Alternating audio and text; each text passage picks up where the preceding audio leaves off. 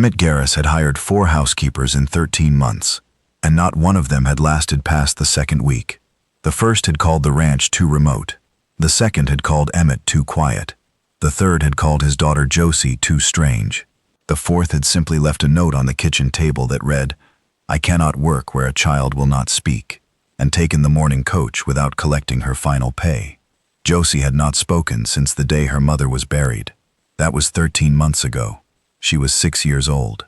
She had her mother's dark hair and her mother's wide gray eyes, and she moved through the house like a small ghost, appearing and disappearing without sound, watching everything from behind door frames and under tables, with an expression that was not quite fear and not quite sorrow, but something in between that made Emmett's chest ache every time he looked at her.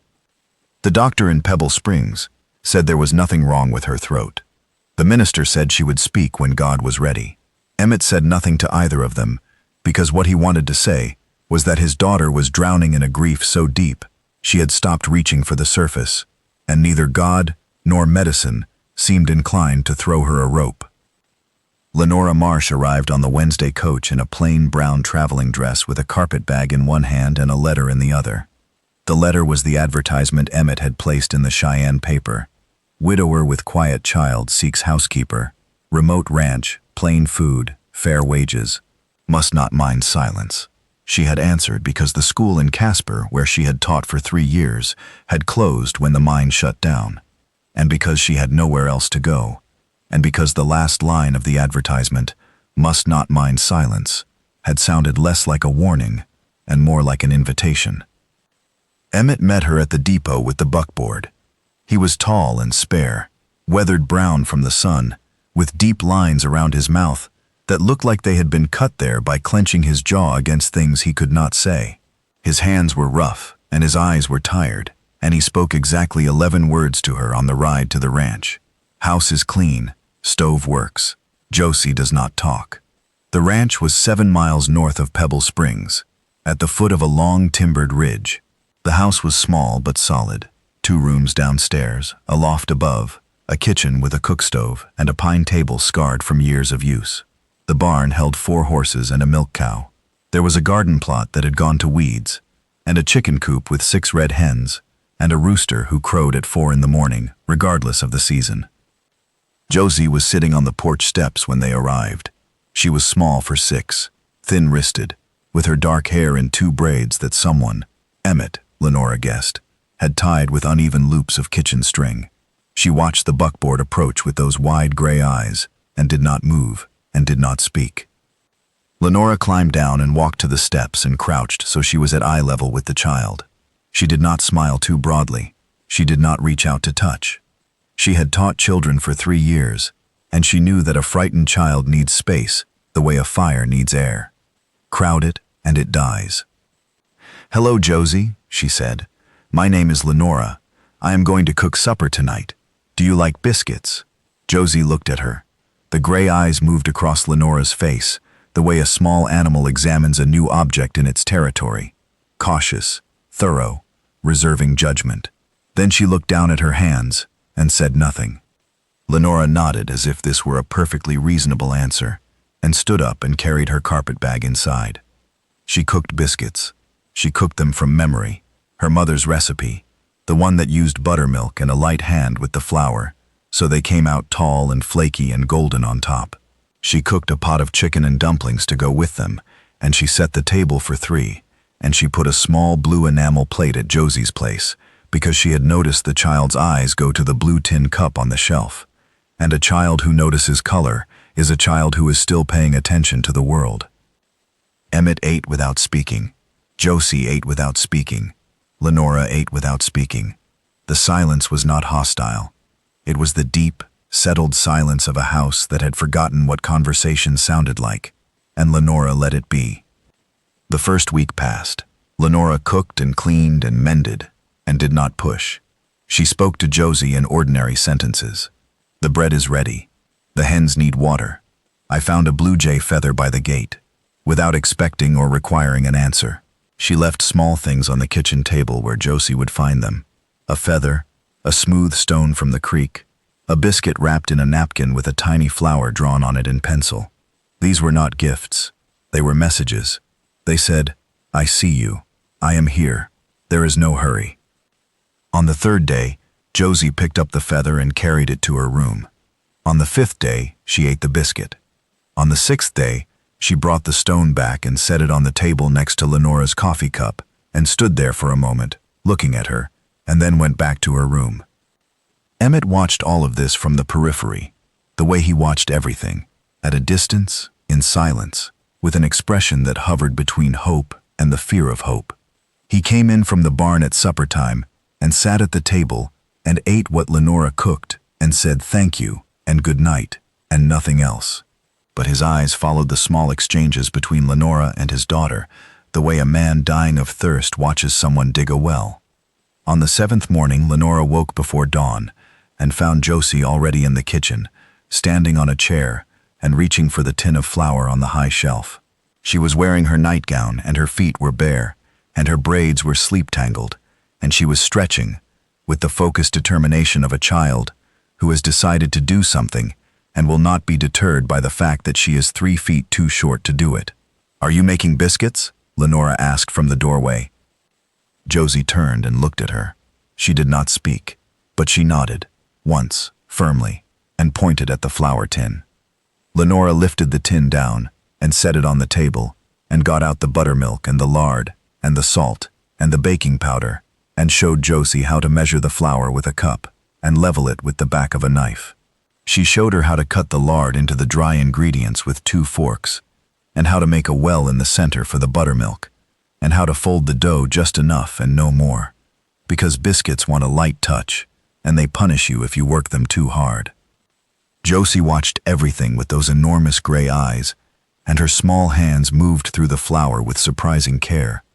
And when the biscuits came out of the oven, golden and tall, she picked one up and carried it to the porch, where Emmett was pulling on his boots, and held it out to him. He took it and looked at her, and she pointed back at the kitchen, at Lenora, and the meaning was clear. She made these. We made these. Emmett ate the biscuit standing on the porch in the early light, and it was the best biscuit he had ever tasted, not because of the flour or the buttermilk or the lard, but because his daughter had made it and had brought it to him, and had pointed at the woman who was teaching her, and in that small gesture, he saw the first real evidence that his household was becoming something he had not dared to hope for, that it was becoming a home again. On the 8th day, Lenora found Josie sitting under the kitchen table with a rag doll that had lost one arm. The doll's dress was faded, and the stuffing was coming out at the seam, and the remaining arm was held on by 2 stitches of black thread. Josie was holding the doll against her chest with both hands, rocking it, and her mouth was moving, but no sound was coming out.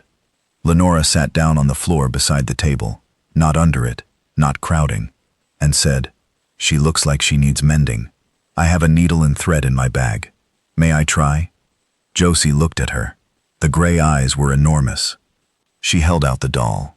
Lenora took it carefully, the way you take something that a person has placed every remaining scrap of trust into, and she sat on the floor and sewed the arm back on with small neat stitches, and restuffed the body with clean cotton from her own petticoat, and patched the dress with a scrap of blue calico from her sewing kit. She worked slowly, letting Josie watch every stitch. When she was finished, she held the doll up. "There," she said, "good as new." Josie reached for the doll. She held it against her chest again, and looked at Lenora, and opened her mouth and said, in a voice so small it was barely louder than breathing, "Thank you, Lenora."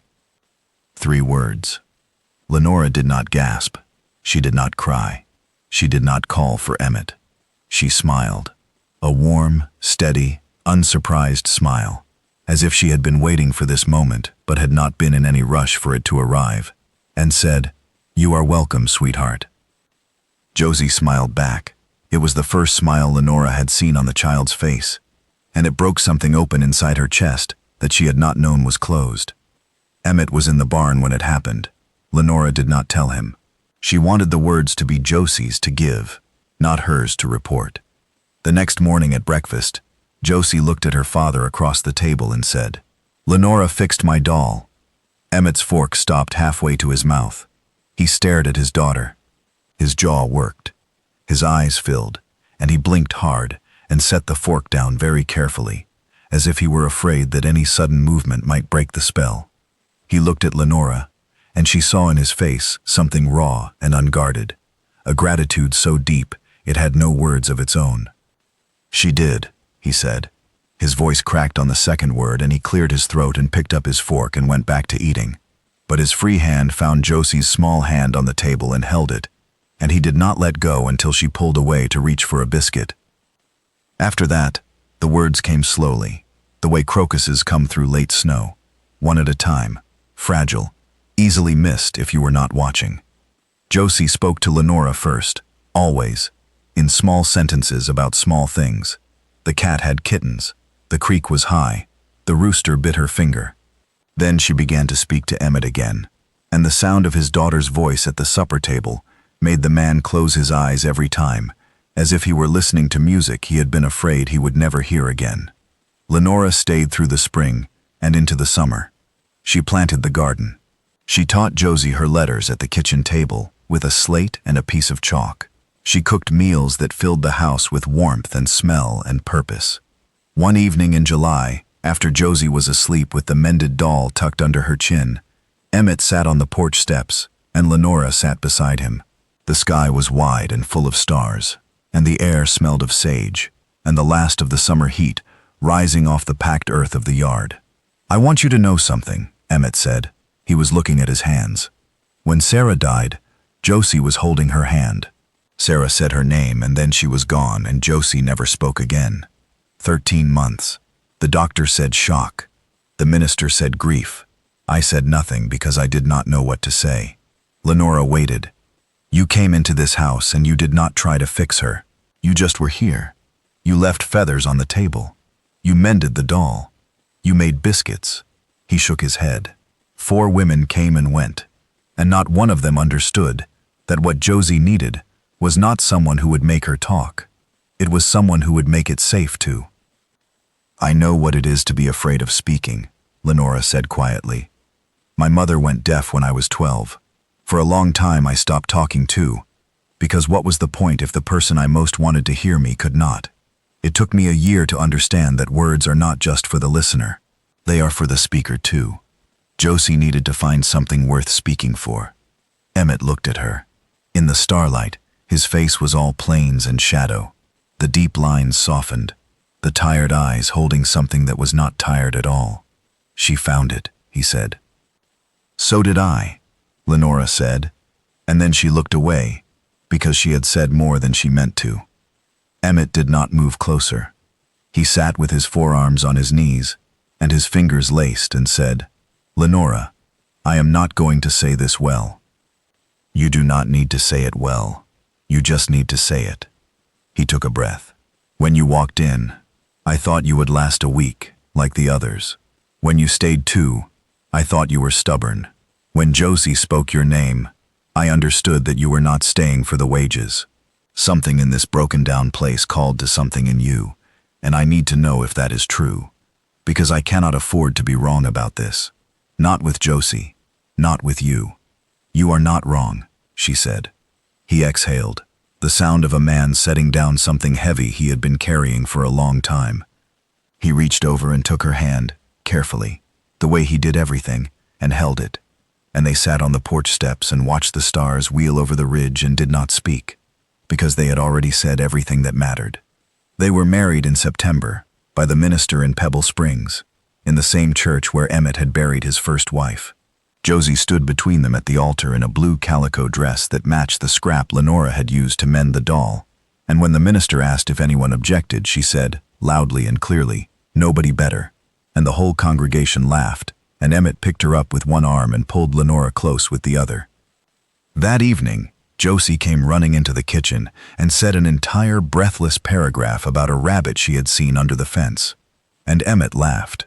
A real, full, startled laugh that rang off the walls, and Lenora turned from the stove with flour on her hands and tears in her eyes and thought, "This is what a home sounds like. Not silence, not the careful avoidance of sound, but the ordinary, everyday noise of a family that has been broken and mended, and is stronger now at the seams than it had ever been whole.